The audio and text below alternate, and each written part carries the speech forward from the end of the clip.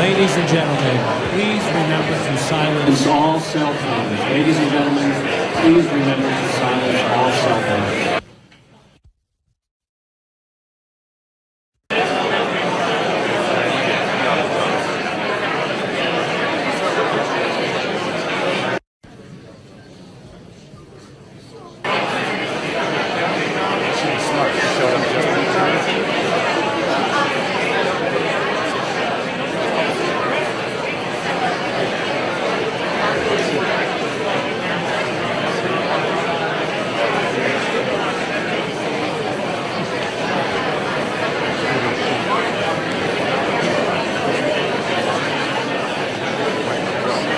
Ladies and gentlemen, please remember to silence all cell phones. Ladies and gentlemen, please remember to silence all cell phones.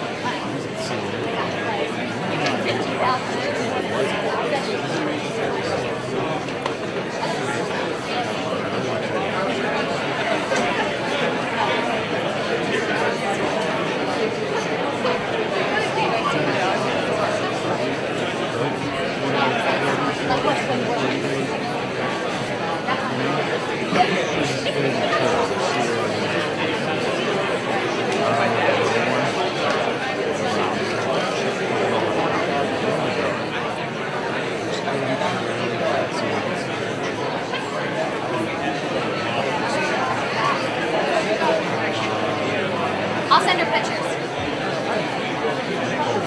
I don't know. I'm not. He's from Miami.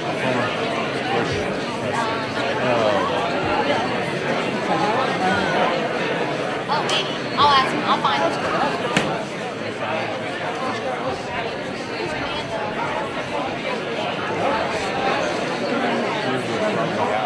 We volunteered this guy. Remember him? Yeah, I'll ask him. Right now. Yeah, just type it. You can't say no.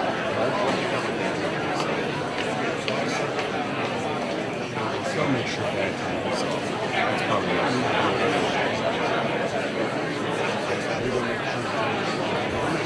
not walking over there. How are you walking? Every time.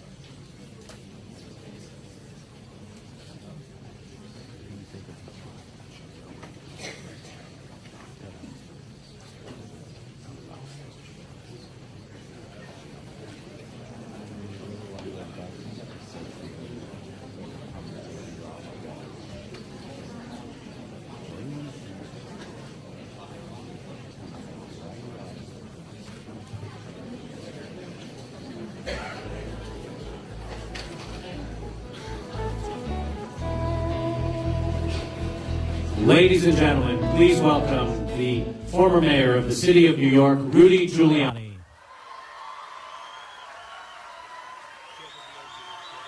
Thank you. Thank you. Thank you very much. Thank you.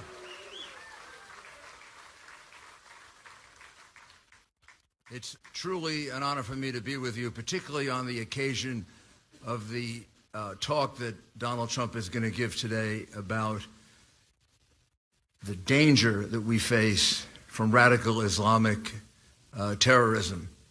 Notice I used the words radical Islamic terrorism.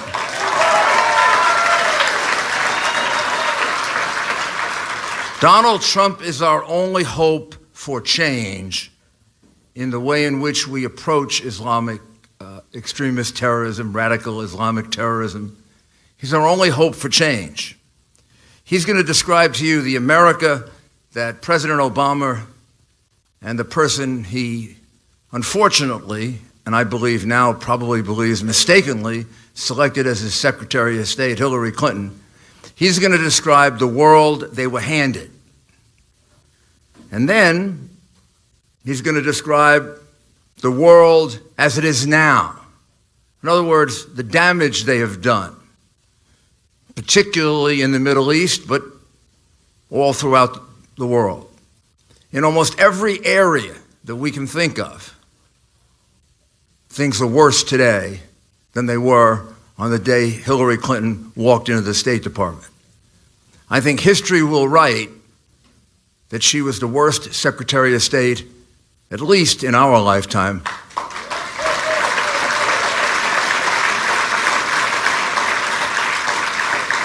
And what have they left us? They've left us a government that used to be on offense against Islamic extremist terrorism, radical terrorism, to a government that's now purely on defense, waiting for the next attack. Isn't that what we're doing? We're waiting for the next attack.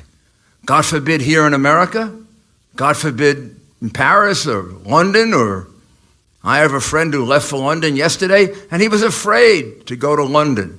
Afraid to go to London. You know why he was afraid to go to London? Because we don't know where they're going to strike next. That's why 70% of the American people today are afraid.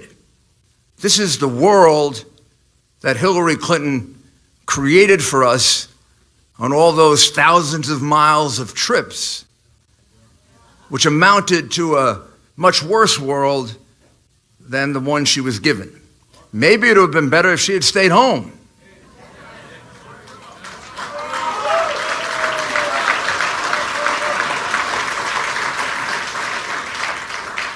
She and the president are afraid to even name our enemy, much less confront them and defeat them.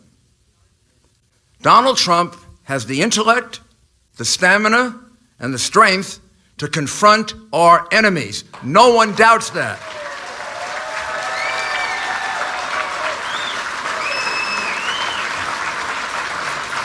And he has the temperament to win.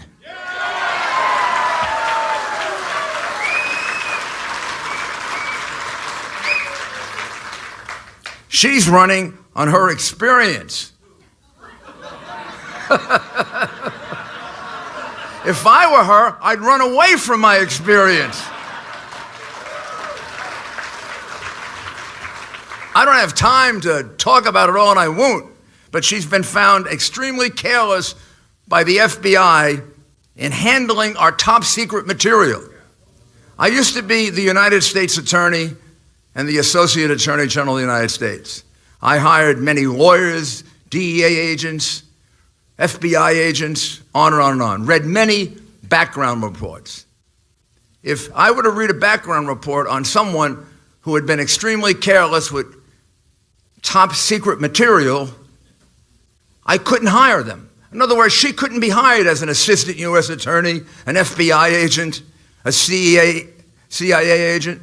She couldn't be hired for any job in the government, nor could she be hired by a contractor who was doing work with the government, because she has a very, very bad security record. She was extremely careless in handling our top secret material, and she wants to be president. She's made millions and millions and millions and millions of dollars. And her husband, you know what his name is, by turning the State Department into a pay to the Clinton Foundation to play with the department racketeering enterprise. Do you know what a racketeering enterprise is? It's a racketeering, influence, corrupt organization. That is what the Clinton Foundation is. It's a racketeer, influence, corrupt organization put together for the enrichment of the Clintons and selling America out to Russian oligarchs, to money launderers, and to crooks all over the world. Read the book, Clinton Cash.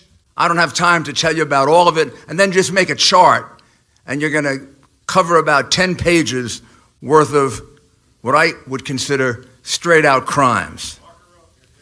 She has destroyed more emails than I have ever written.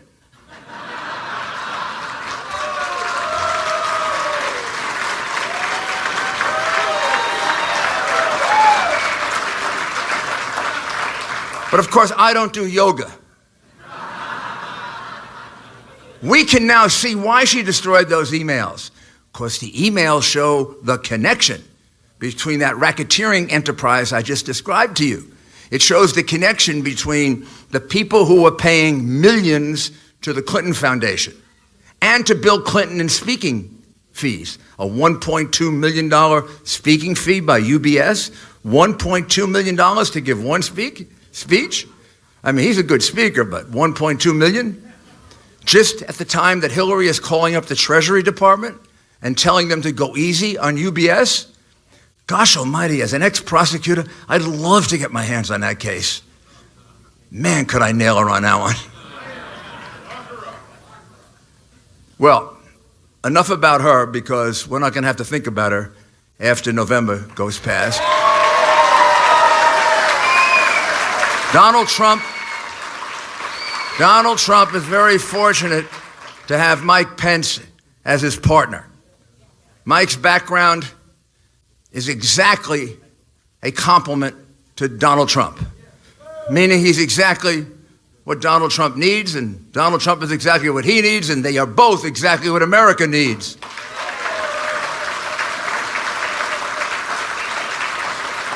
He's a member of the Foreign Affairs and Judiciary Committee. He's a member of the, and during the time of September 11, when we went through the worst foreign attack in our history since the War of 1812. And remember, we didn't start this war, they did. We don't want this war, they do. And they didn't start it even in 2001. They attacked the World Trade Center in 1993. And they attacked it under the ideology of radical Islamic extremism, to create a caliphate, to destroy the infidels, Christians, Jews, non-believing Muslims from their point of view, and other people. Mike Pence understands this from his time both on the Foreign Affairs Committee, from his very, very timely visit, which I remember, to Ground Zero when we were in desperate need of help.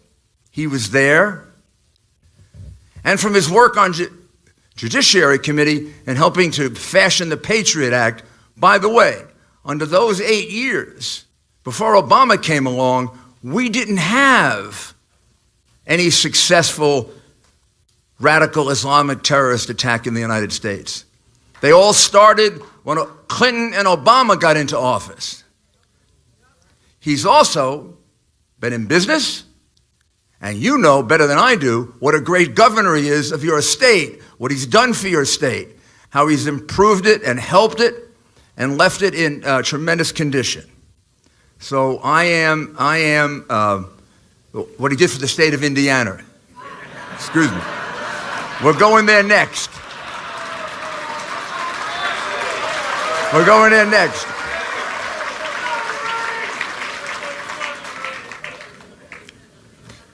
Youngstown, Ohio. I love Youngstown, Ohio.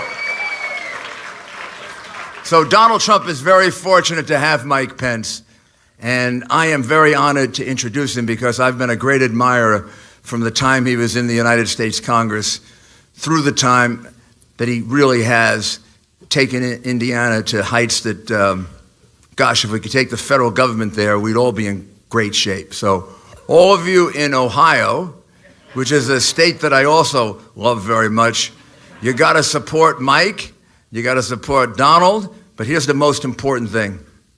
There are only hope for change. You've got to support them because they're the ones who are fighting for the regular American. They're the ones who are fighting against the establishment in Washington. They're the ones who are fighting against the lobbyists and the people who control Washington. And the press that is complicit in it, they're not fighting the press because the press is necessarily criticizing them. They're fighting the press for you so that you can get the truth, so you can get a fair,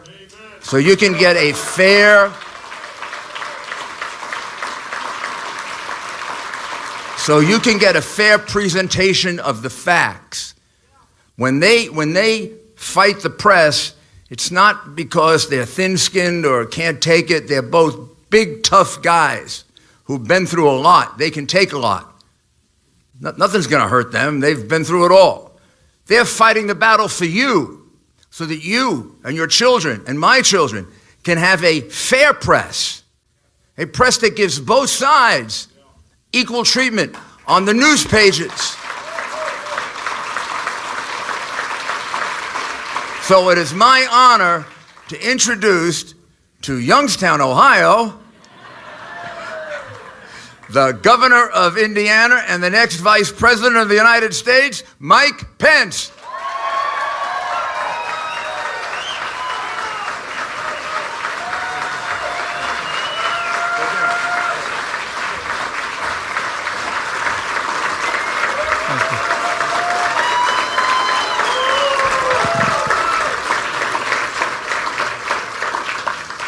Thank you all. Thank you, Mayor. Thank you to ladies and gentlemen here in Youngstown, Ohio. It is an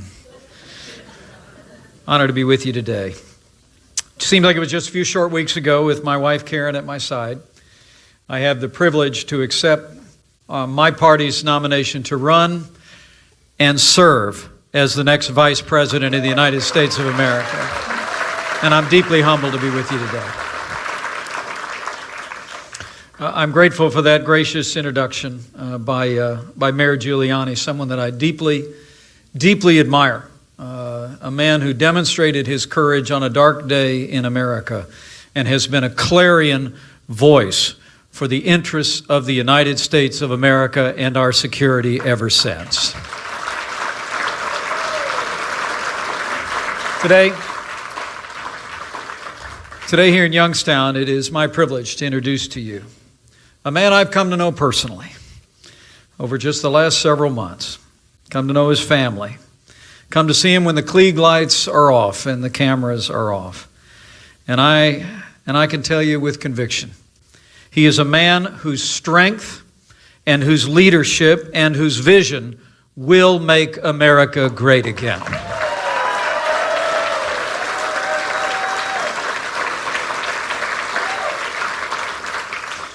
Today will be one more example as he articulates an extraordinary vision about national security. While many in the national media continue to major in the minors, focusing on semantics over substance, today you will hear once again a man who will remain focused on the solutions to the real challenges facing the people of the United States of America. Last week,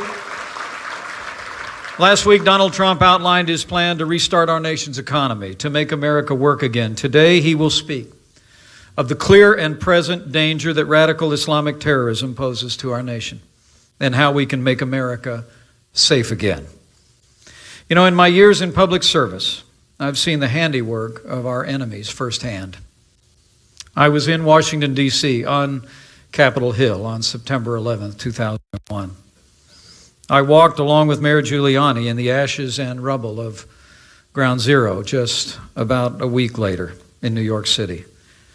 And with my family at my side, I have stood in a quiet field near Shanksville, Pennsylvania, where the heroes and the victims of Flight 93 met their fate. Since then, I've seen the sacrifices of the American soldier in the global war on terror. And then I watched over the last 7.5 years as the hard-fought gains that they won were squandered by the failed foreign policy of Barack Obama and Hillary Clinton. History teaches that weakness arouses evil, and the weak leadership of President Obama and his Secretary of State Hillary Clinton, leading from behind, moving red lines, making so-called deals and ransom payments to the radical mullahs in Iran. The rise, rule, and reign of ISIS are a testament to this truth of history. Donald Trump knows that America needs to be strong for the American people and the world to be safe. Today you will hear the latest installment of a new vision for a new time. In place of the rudderless and aimless foreign policy of the recent past, you will hear today a broad-shouldered vision to confront our enemies, restore our security, and once again have America command the respect of the world. Now, ladies and gentlemen, it is time for new American leadership, for a safer America at home, for a stronger America on the world stage. It is my high honor and distinct privilege to give you a man of courage, a leader who will name our enemy and marshal the resources and the national will to make America safe again. I give you the next President of the United States of America, Donald Trump.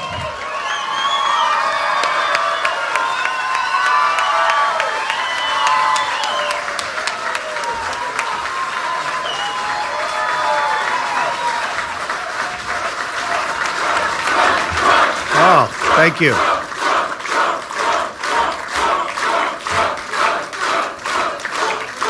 Thank you, everybody. Thank you very much. It's great to be with you this afternoon. And today, we begin a conversation about how to make America safe again. In the 20th century, the United States has defeated fascism, Nazism, and communism. Now a different threat challenges our world: radical Islamic terrorism. This summer, there's been an ISIS attack launched outside the war zones of the Middle East, hard to believe, every 84 hours. Here in America, we have seen one brutal attack after another. 13 were murdered and 38 wounded in the assault on Fort Hood. The Boston Marathon bombing wounded and maimed 264 people and ultimately left 5 dead, including 2 of our great police officers. In Chattanooga, Tennessee, 5 unarmed Marines, unbelievable people, by the way, were shot and killed at a military recruiting center. Last December, 14 innocent Americans were gunned down at an office party in San Bernardino. Another 22 were very gravely injured. In June, 49 Americans were executed at the Pulse nightclub in Orlando. Another 53 were badly injured. It was the worst mass shooting in our history, and the attack, by far the worst, on the LGBTQ community. And I'll tell you what, we can never, ever allow this to happen again.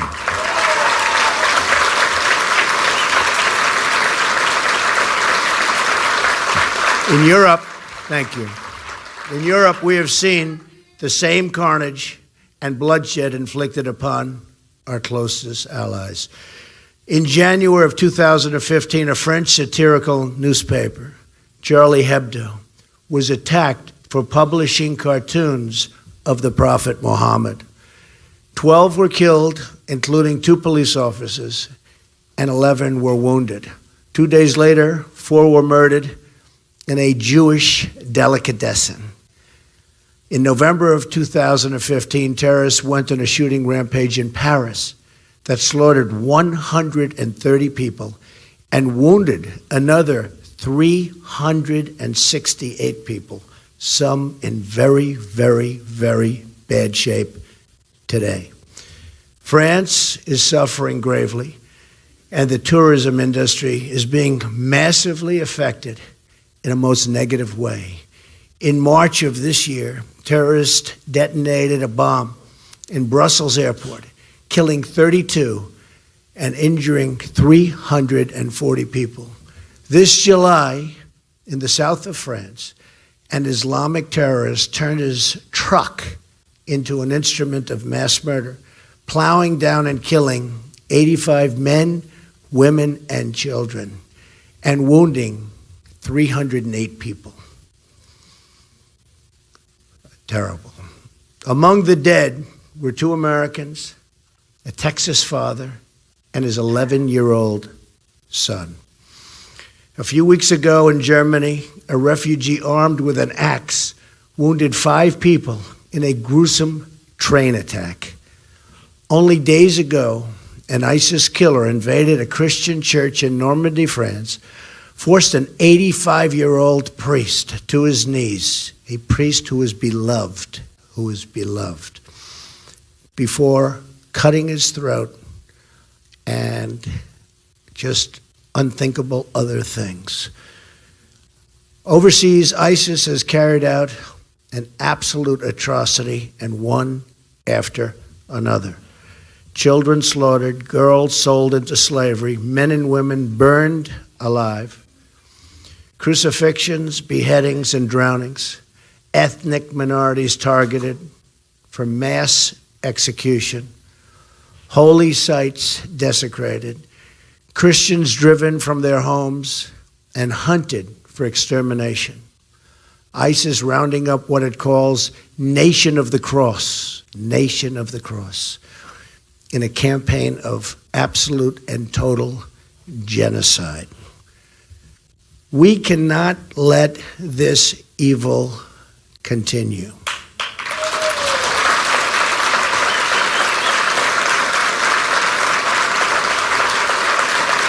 Thank you.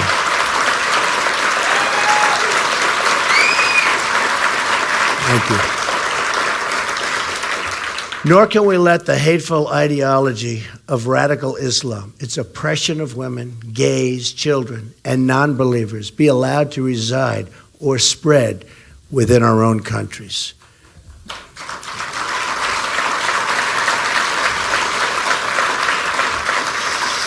We will defeat radical Islamic terrorism, just as we have defeated every threat we've faced at every age and before. But we will not, remember this, defeat it with closed eyes or silenced voices. We have a president that doesn't want to say the words. Anyone who cannot name our enemy is not fit to lead our country.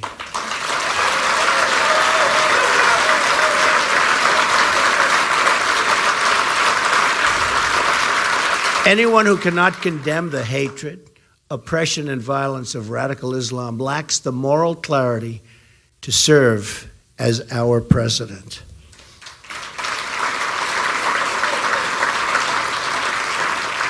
The rise of ISIS is the direct result of policy decisions made by President Obama and Secretary of State Clinton.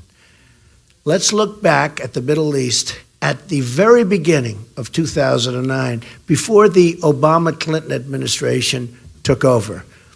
Libya was stable. Syria was under control. Egypt was ruled by a secular president and an ally of the United States. Iraq was experiencing a reduction in violence.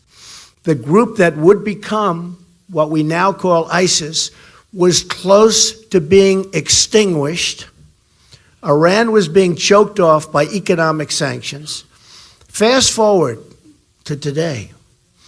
What we have, and think of this, and the decisions made by the Obama-Clinton group have been absolutely disastrous. Libya is in ruins. Our ambassador and 3 other really brave Americans are dead, and ISIS has gained a new base of operations. Syria is in the midst of a disastrous civil war. ISIS controls large portions of territory. A refugee crisis now threatens Europe and the United States. In Egypt, terrorists have gained a foothold in the Sinai Desert near the Suez Canal, one of the most essential waterways of the world. Iraq is in chaos, and ISIS is on the loose. ISIS has spread across the Middle East and into the West. In 2014, ISIS was operating in 7 nations. They were in 7 nations. Terrible, but that's what it was. Today, they're fully operational in 18 countries with aspiring branches in 6 more for a total of 24, and many believe that number is actually 28 to 30 countries. They don't even know. The situation is likely worse than the public has any idea. A new congressional report reveals that the administration has downplayed the growth of ISIS, with 40% of analysts saying they had experienced efforts to manipulate their findings. They're trying to make it look much better than it is. It's bad. At the same time, ISIS is trying to infiltrate refugee flows into Europe and to the United States. Iran, the world's largest state sponsor of terrorism, is now flush with $150 billion in cash released by the United States. Plus, if you remember from 2 weeks ago, another $400 million in actual cash that was obviously used for ransom. Worst of all, the nuclear deal puts Iran, the number one state sponsor of radical Islamic terrorism, on a path to nuclear weapons. In short, the Obama-Clinton foreign policy has unleashed ISIS, destabilized the Middle East, and put the nation of Iran, which chants death to America, in a dominant position of regional power and, in fact, aspiring to be a dominant world power. It all began in 2009 with what has become known as President Obama's global apology tour. We all remember. In a series of speeches, President Obama described America as arrogant, dismissive, derisive, and a colonial power. He was describing us. He informed other countries that he would be speaking up about America's past errors. He pledged that we would no longer be a senior partner that sought to dictate our terms. He lectured CIA officers of the need to acknowledge their mistakes and described Guantanamo Bay as a rallying cry for our enemies.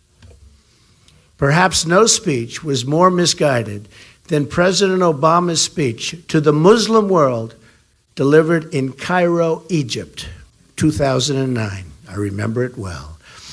In winning the Cold War, President Ronald Reagan repeatedly touted the superiority of freedom over communism and called the USSR the evil empire.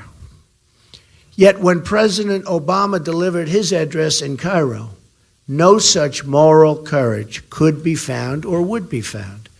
Instead of condemning the oppression of women and gays in many Muslim nations and the systematic violations of human rights or the financing of global terrorism, President Obama tried to draw an equivalency between our human rights record, and remember this, our human rights and theirs. The records are unbelievable and unmistakable. His naive words were followed by even more naive actions. The failure to establish a new status of forces agreement in Iraq and the election-driven timetable for withdrawal surrendered our gains in that country and led directly to the rise of ISIS, without question.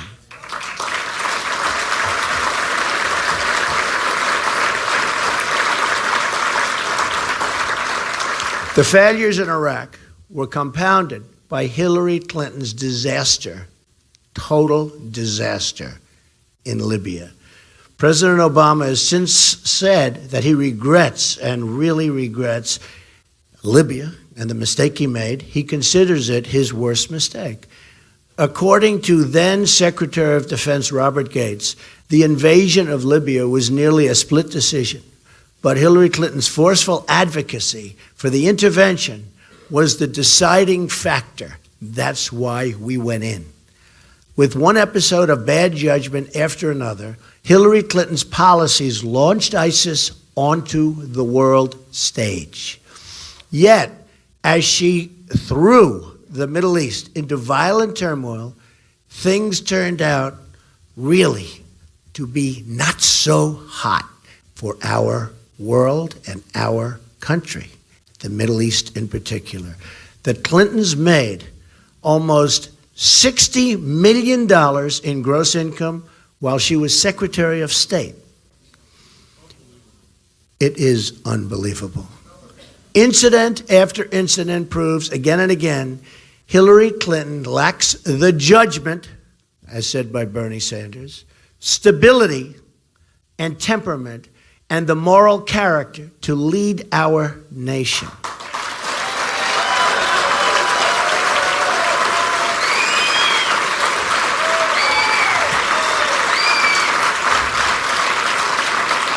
Importantly, she also lacks the mental and physical stamina to take on ISIS and all of the many adversaries we face.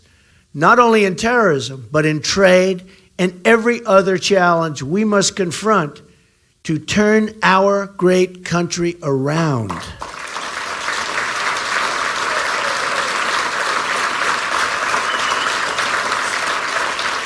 It is now time for a new approach. Our current strategy of nation building and regime change is a proven absolute failure. We have created the vacuums that allow terrorism to grow and thrive. I was an opponent of the Iraq War from the beginning. A major difference between me and my opponent. Though I was a private citizen whose personal opinions on such matters were really not sought, I nonetheless publicly expressed my private doubts about the invasion. I was against it, believe me. 3 months before the invasion, I said in an interview with Neil Cavuto, to whom I offer my best wishes for a speedy recovery, that, quote, perhaps we shouldn't be doing it yet, and that the economy is a much bigger problem. In August of 2004, very early, right after the conflict, I made a detailed statement to Esquire magazine in an interview. Here is the quote in full. Look at the war in Iraq and the mess we're in. I would never have handled it that way. This was right after the invasion. Does anybody really believe that Iraq is going to be a wonderful democracy where people are going to run down to the voting box and gently put in their ballot, and the winner is happily going to go and step up and lead the country? Come on.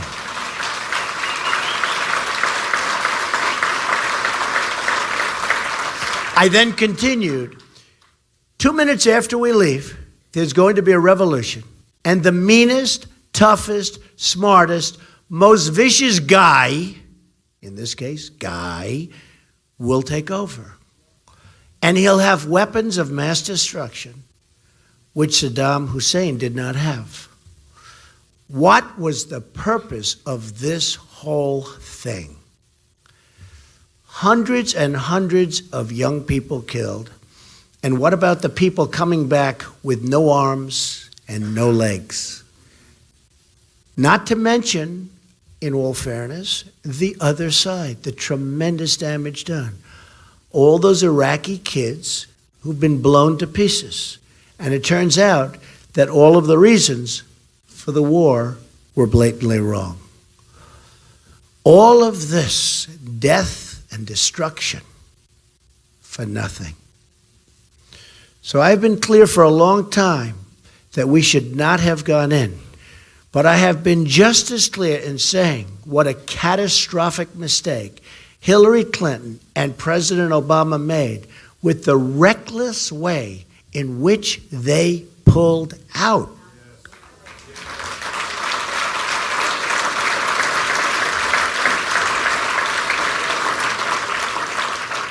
After we had made those hard-fought sacrifices and gains, we should have never made such a sudden withdrawal on a timetable advertised to our enemies. They said, we're moving out. Here's our time, here's our date.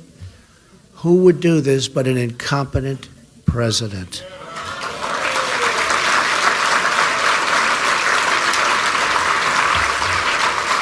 Al-Qaeda in Iraq had been decimated, and Obama and Clinton gave it new life and allowed it to spread all across the world. By that same token, President Obama and Hillary Clinton should have never attempted to build a democracy in Libya, to push for immediate regime change in Syria, or to support the overthrow of Mubarak in Egypt. One more point on this. I have long said that we should have kept the oil in Iraq.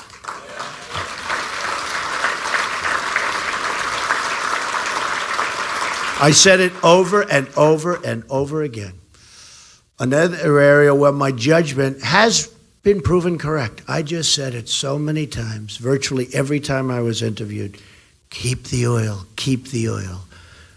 According to CNN, ISIS made as much as $500 million in oil sales in 2014 alone. That's before they really got started, fueling and funding its reign of terror. If we had controlled the oil, like I said we should, we could have prevented the rise of ISIS in Iraq, both by cutting off a major source of funding and through the presence of U.S. forces necessary to safeguard the oil and vital infrastructure products necessary for us to have the oil. I was saying this constantly and consistently to whoever would listen. I said, keep the oil, keep the oil, keep the oil. Don't let somebody else get it.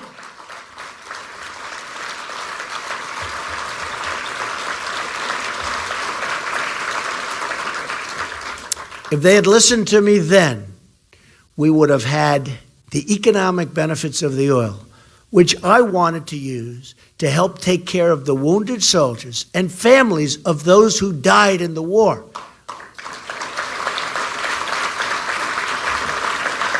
In addition to which, thousands of lives would have been saved. This proposal, by its very nature, would have left soldiers in place of our assets. We would have had soldiers there guarding this valuable supply of oil. In the old days, when we won a war, to the victor belonged the spoils.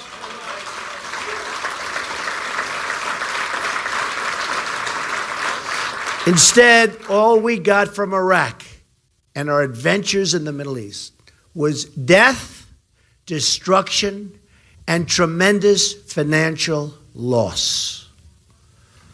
But it's time to put the mistakes of the past behind us and chart a new course.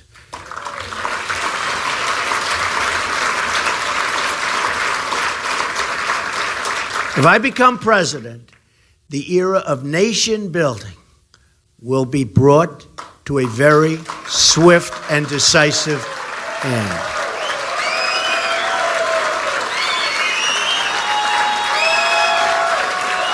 Thank you. Our new approach, which must be shared by both parties in America, by our allies overseas, and by our friends in the Middle East, must be to halt the spread of radical Islam. All actions should be oriented around this goal, and any country which shares this goal will be our ally. Very important. Some don't share this goal. We cannot always choose our friends, but we can never fail to recognize our enemies.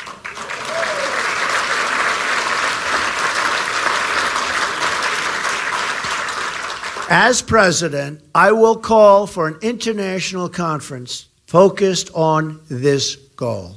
We will work side by side with our friends in the Middle East, including our greatest ally, Israel.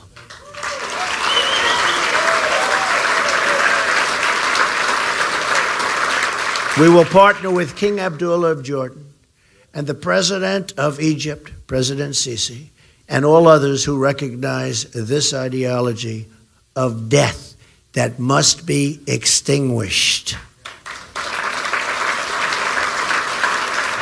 We will also work very closely with NATO on this new mission. I had previously said that NATO was obsolete because it failed to deal adequately with terrorism.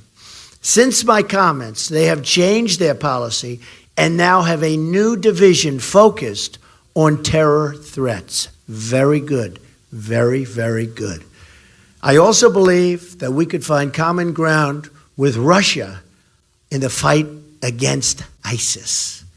Wouldn't that be a good thing? Wouldn't that be a good thing? They too have much at stake in the outcome in Syria and have had their own battles with Islamic terrorism just as bad as ours. They have a big, big problem in Russia with ISIS.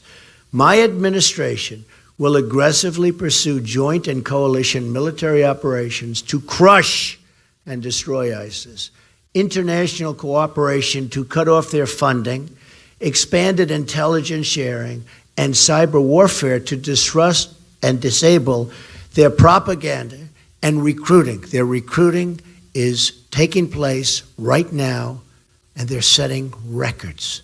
It's got to be stopped.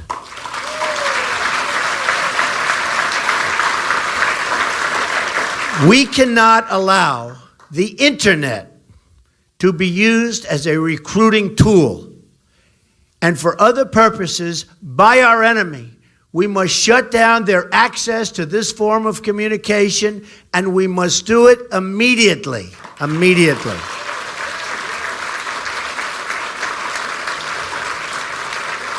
Unlike Hillary Clinton, who has risked so many lives with her careless handling of sensitive information, my administration will not telegraph exactly military plans and what they are.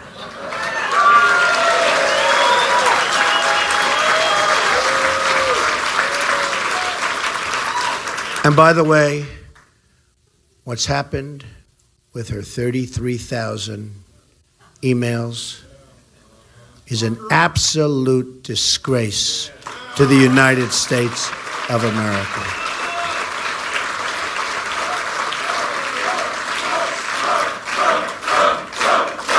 Thank you.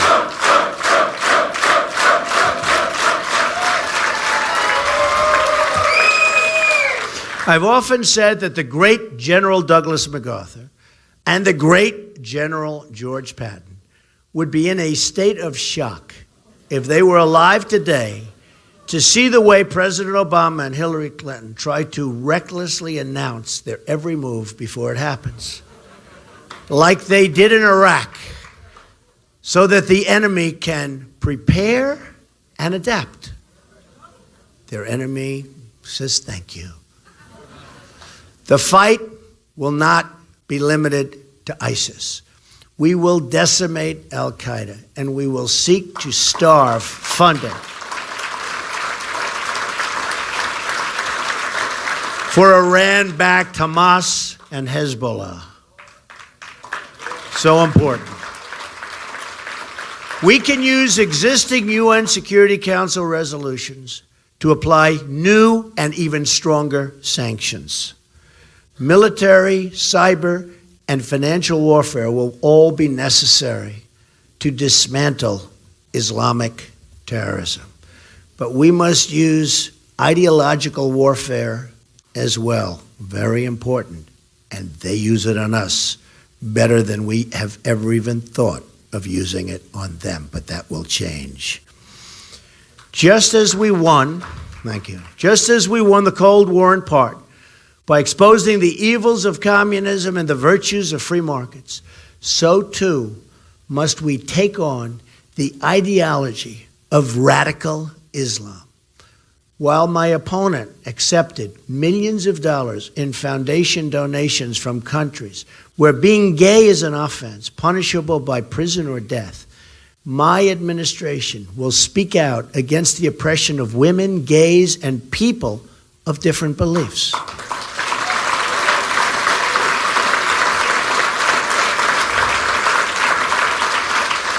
Our administration will be a friend to all moderate Muslim reformers in the Middle East and will amplify their voices. This includes speaking out against the horrible practice of honor killings, where women are murdered by their relatives for dressing, marrying, or acting in a way that violates fundamentalist teachings.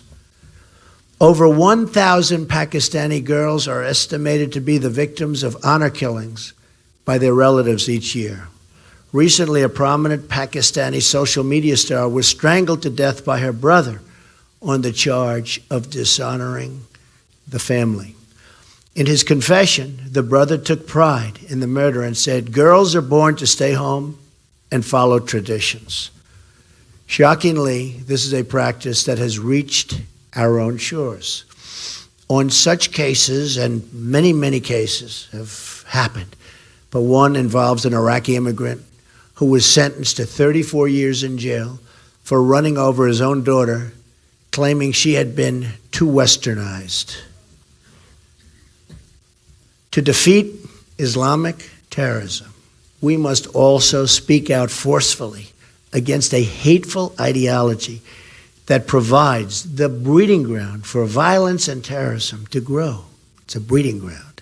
It's a terrible, terrible breeding ground. A new immigration policy is needed immediately and as well.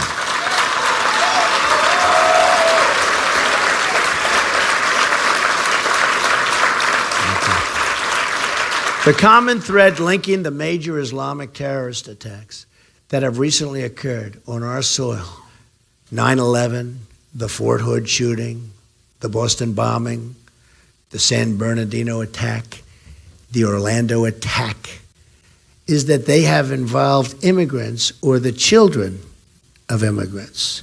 Clearly, new screening procedures are needed.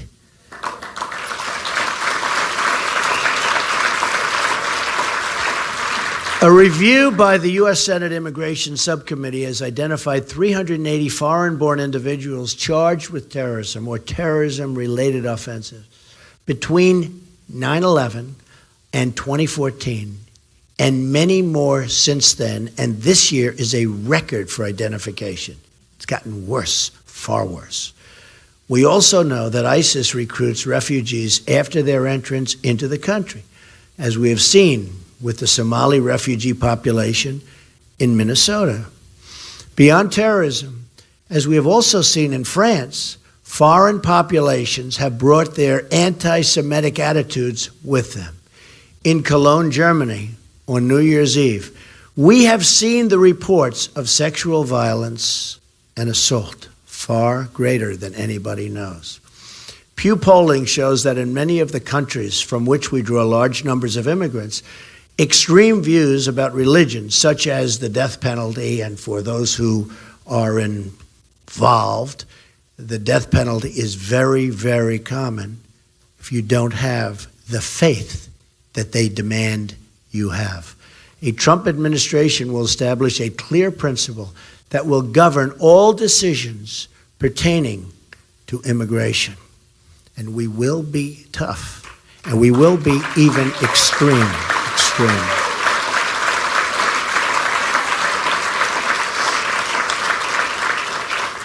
We should only admit into this country those who share our values and respect our people. In the Cold War, we had an ideological screening test. The time is overdue to develop a new screening test for the threats we face today. I call it extreme vetting. I call it extreme vetting. Our country has enough problems. We don't need more. And these are problems like we've never had before.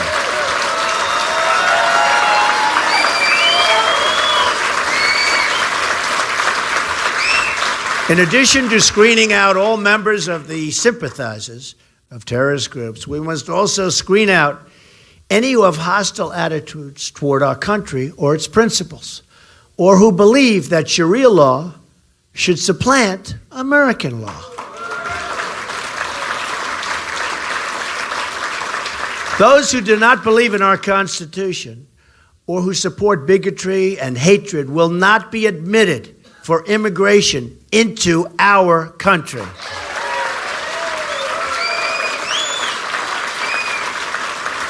Only those who we expect to flourish in our country and to embrace a tolerant American society should be issued visas. To put these new procedures in place, we will have to temporarily suspend immigration from some of the most dangerous and volatile regions of the world that have a history of exporting terrorism. Not for us. Not for us.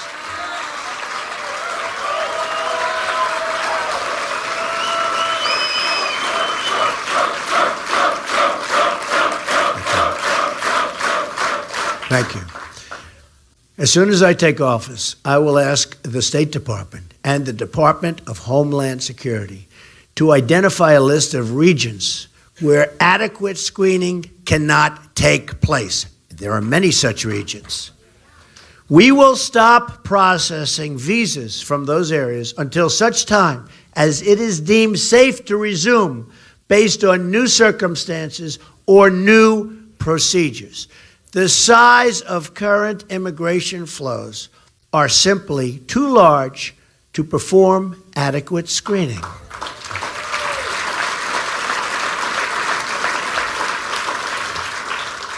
We admit about 100,000 permanent immigrants from the Middle East every year. Beyond that, we admit hundreds of thousands of temporary workers and visitors from the same regions, hundreds of thousands. If we don't control the numbers, we can't perform adequate screening. There is no way it can take place. By contrast, my opponent wants to increase, which is unbelievable, no matter who you are, no matter where you come from, wants to increase the flow of Syrian refugees by 550% over what they are now.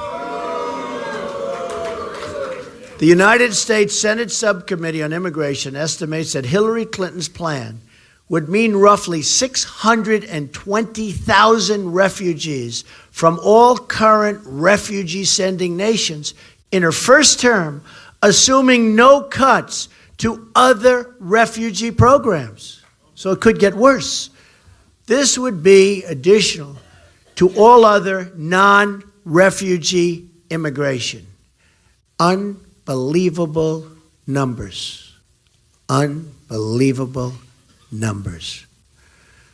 The subcommittee estimates her plan would impose a lifetime cost of roughly $400 billion when you include the costs of health care, welfare, housing, schooling, and all other entitlement benefits that are excluded from the State Department's placement figures.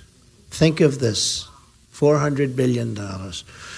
In short, Hillary Clinton wants to be America's Angela Merkel. True.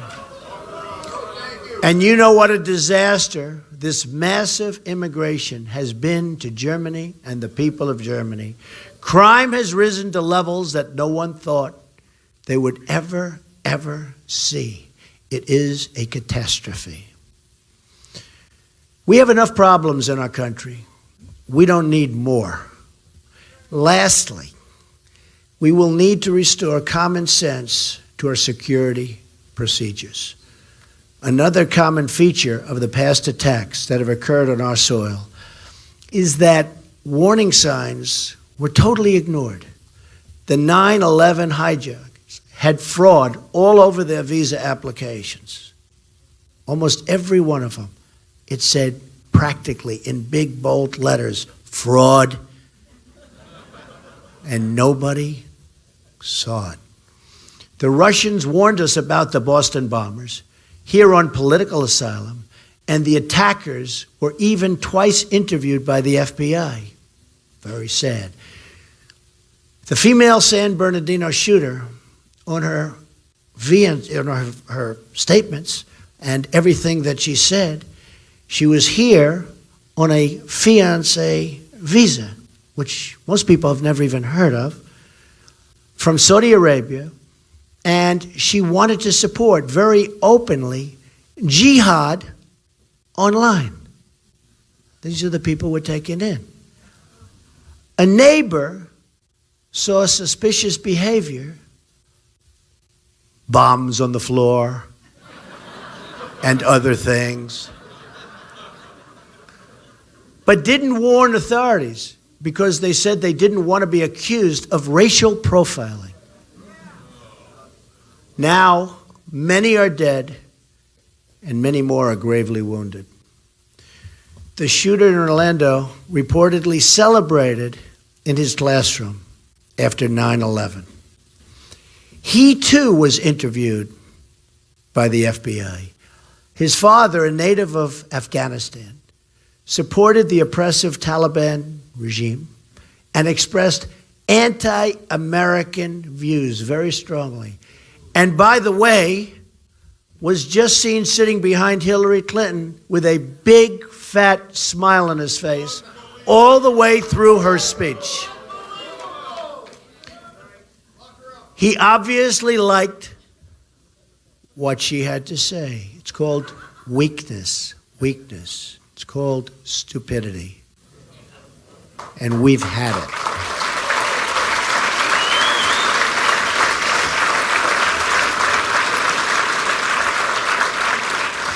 The Fort Hood shooter delivered a presentation to a room full of mental health experts before the attacks, in which he threw out one red flag after another.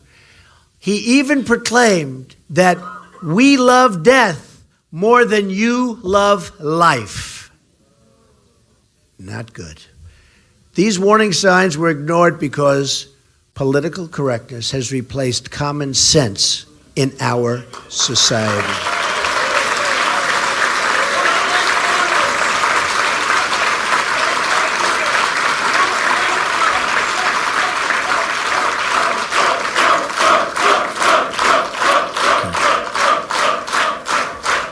Thank you. That is why one of my first acts as president will be to establish a commission on radical Islam, which will include reformist voices in the Muslim community who will hopefully work with us. We want to build bridges and erase divisions. The goal of the commission will be to identify and explain to the American public the core convictions and beliefs of radical Islam, to identify the warning signs of radicalization, and to expose the networks in our society that support radicalization. This commission will be used to develop new protocols for local police officers, federal investigators, and immigration screeners. And while I'm at it, we should give a hand to our great police officers and law enforcement officials.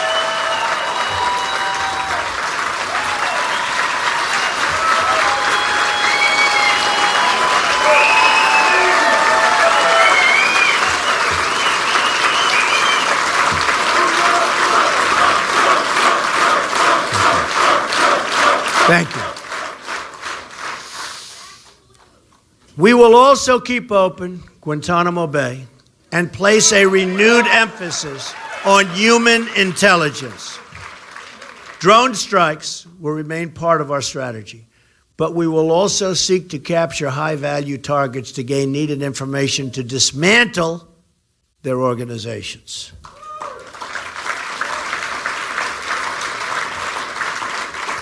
Foreign combatants will be tried in military commissions.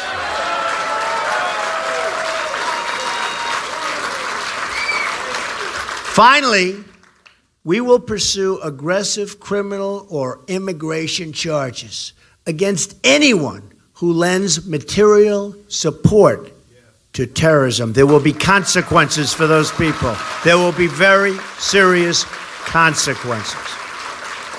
Similar to the effort to take down the mafia, this will be the understood mission of every federal investigator and prosecutor in the country.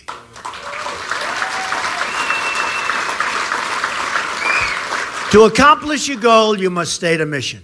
The support networks for radical Islam in this country will be stripped out and removed one by one, viciously if necessary. Viciously if necessary. Immigration officers will also have their powers restored. Those been taken away. Those who are guests in our country that are preaching hate will be asked to return home immediately, and if they don't do it, we will return them home.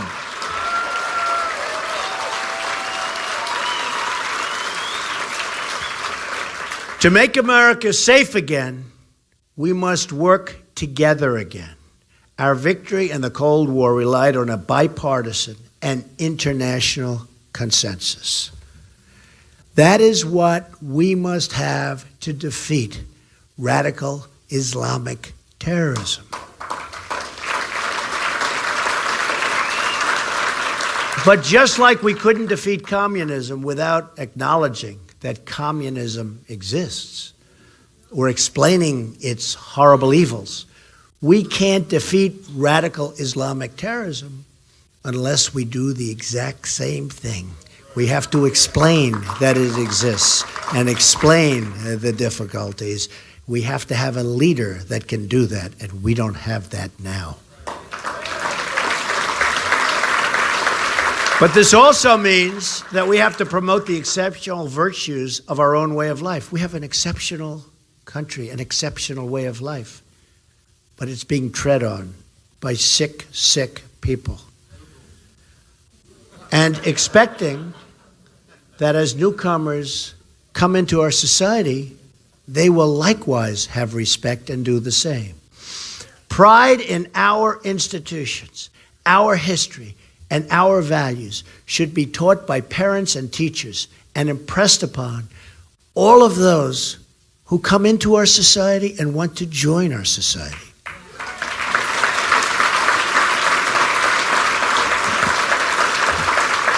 Assimilation is not an act of hostility, but an expression of compassion.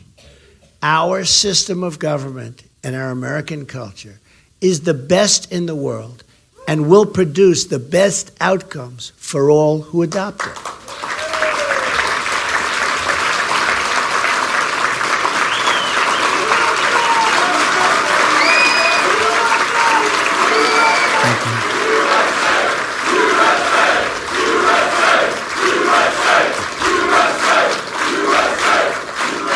Thank you. This approach will not only make us safer, but bring us closer together as a country. Renewing this spirit of Americanism will help heal the divisions in our country, of which there are so many.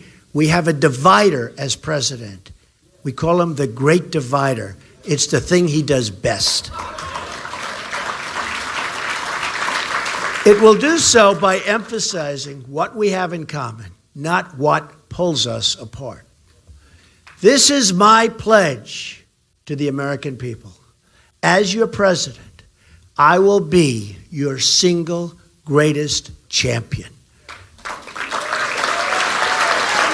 I will fight to ensure that every American is treated equally, protected equally, and honored equally.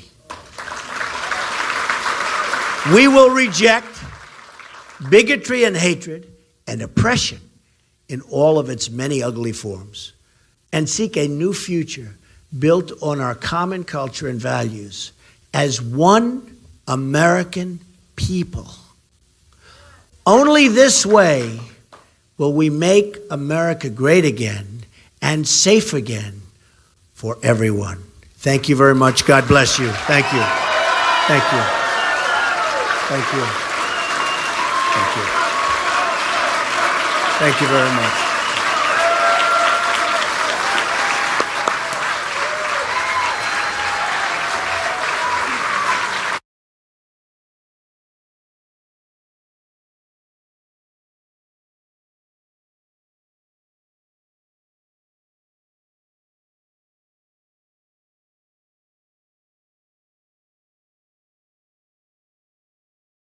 I'm the CEO at Right Side Broadcasting.